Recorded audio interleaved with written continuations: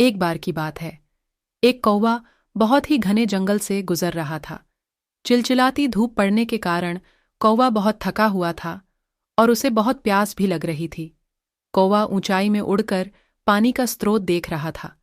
कौवा देख रहा था कि कहीं तो उसे कोई तालाब दिख जाए जहां वह पानी पीकर अपनी प्यास बुझा सके।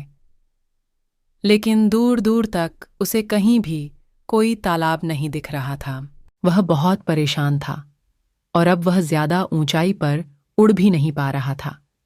वह नीचे उड़ता हुआ एक झोपड़ी के पास जा पहुंचा। झोपड़ी को देखकर उसे उम्मीद हुई और उसे लगा यहां पर उसे पानी जरूर मिलेगा, लेकिन वहां पर भी नहीं था। वहीं पर उसे एक घड़ा दिखाई दिया जिसमें थोड़ा सा पानी था। गड्ढे को देखकर कौवे को बहुत उम्मीद हुई और वह घड़े के पास पहुंच गया।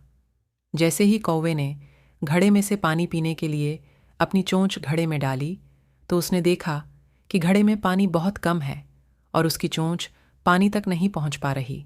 अब कौवे फिर से परेशान हो गया क्योंकि अब वह 1 मिनट भी और इंतजार नहीं कर सकता था। उसे लग रहा था कि अगर उसे पानी नहीं मिला तो किसी भी क्षण उसकी मृत्यु हो सकती है।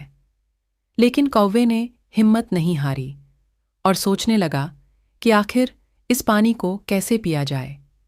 कौवे ने घड़े को धकेलने की कोशिश की, लेकिन घड़ा भारी था। वह तो कौवे से हिल भी नहीं रहा था। फिर कौवे को एक उपाय सूझा।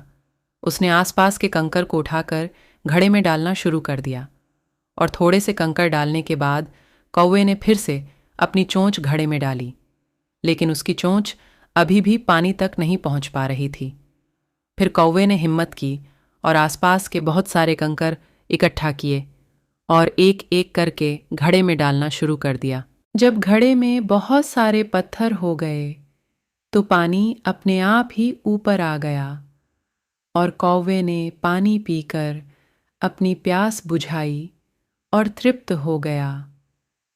उसने भगवान का धन्यवाद किया और वहां से उड़ गया। तो बच्चों, इस कहानी से हमें यह शिक्षा मिलती है कि अगर हमारे मन में कुछ करने की इच्छा हो तो रास्ते अपने आप ही खुलने लग जाते हैं। हिम्मत ना हारने से कितना भी कठिन कार्य पूरा हो सकता है। इसलिए हमें भी हमेशा बुरी परिस्थितियों में हिम्मत रखनी चाहिए और मुसीबतों का डटकर मुकाबला करना चाहिए।